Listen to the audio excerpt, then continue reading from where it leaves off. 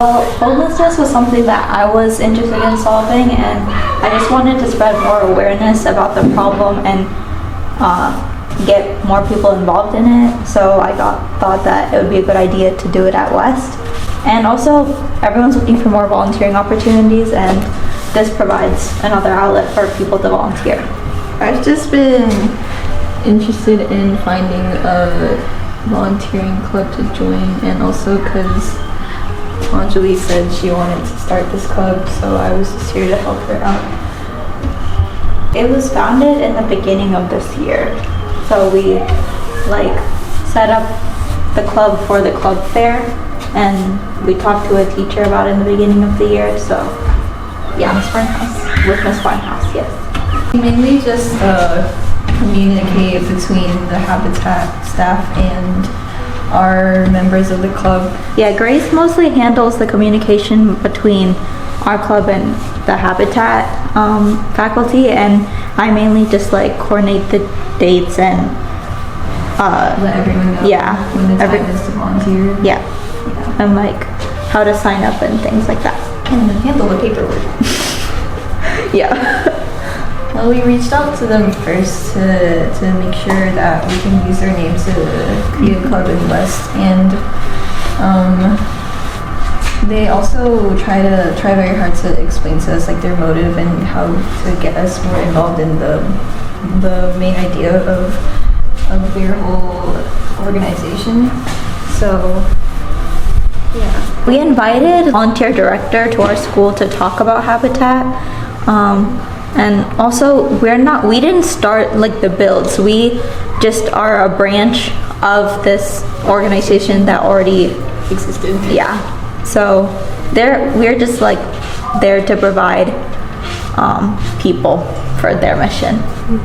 Mainly just builds and the restore. So the builds can look like many different things. Right now we're painting. Over there they were cleaning sideboards, and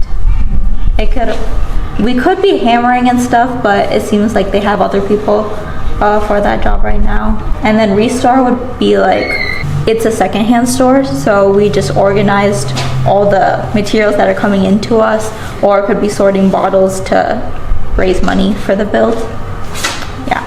No one needs any experience. I mean, I've never built a house before, so they give you some small tasks which will eventually contribute to building a whole house. So no experience is needed. Yeah, and you also need a waiver to sign up. If you're under 18, they won't let you do any dangerous work or handle any machines and stuff.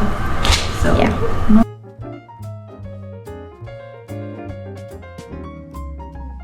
So I am very excited. I think that I haven't done anything like this before, so it's it makes me feel good. I actually feel like I'm doing some hard labor. I haven't done that, so it's fun. I'm used to volunteering at places where I just sit and do not much, or I walk around and still do not much. So this is one way I can be active while helping people out. It's pretty fulfilling, I'd say.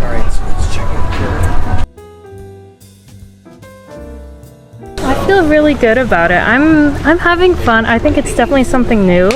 I volunteered before for a few years now, but I've never done anything with houses and stuff and construction, so I think it's a really fun new experience. I think it was Grace or maybe Natalie who signed me up, one of my friends, but I just ended up going, and I had a good time learning about it, and I thought this would be something fun to try.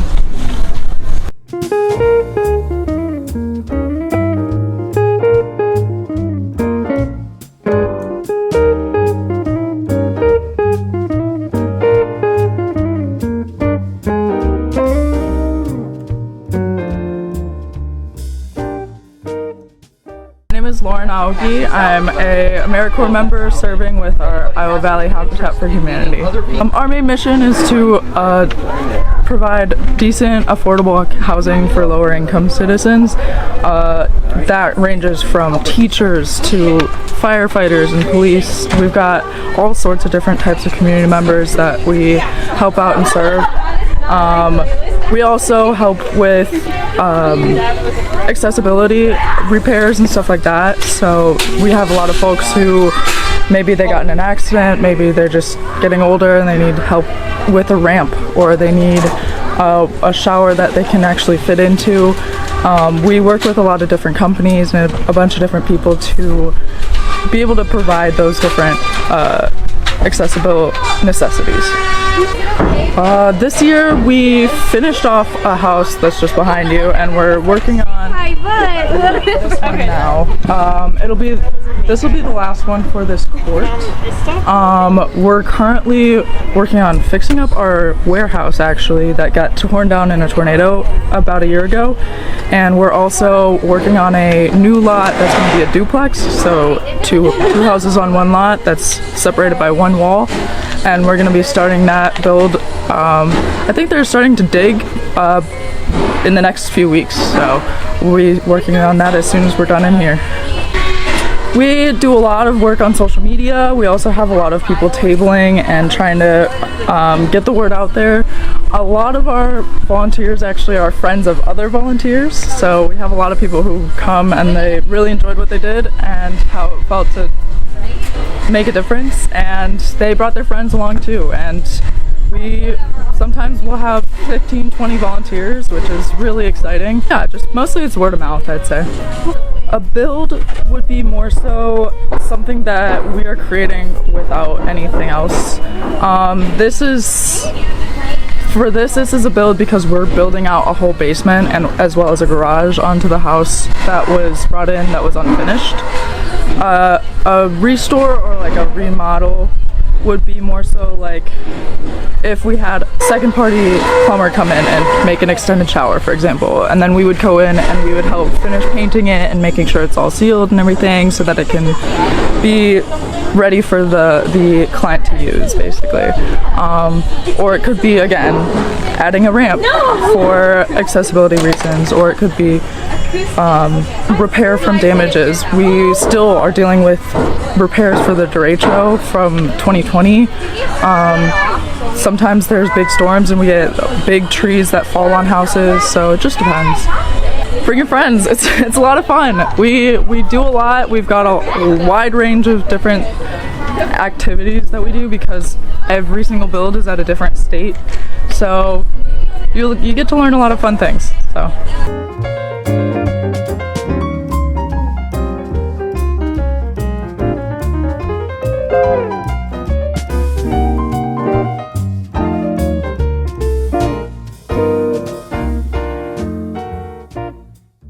Chris Weckman. I am a construction manager. The Iowa Valley Habitat started in the early 90s. It was like 90 or 91, something like that.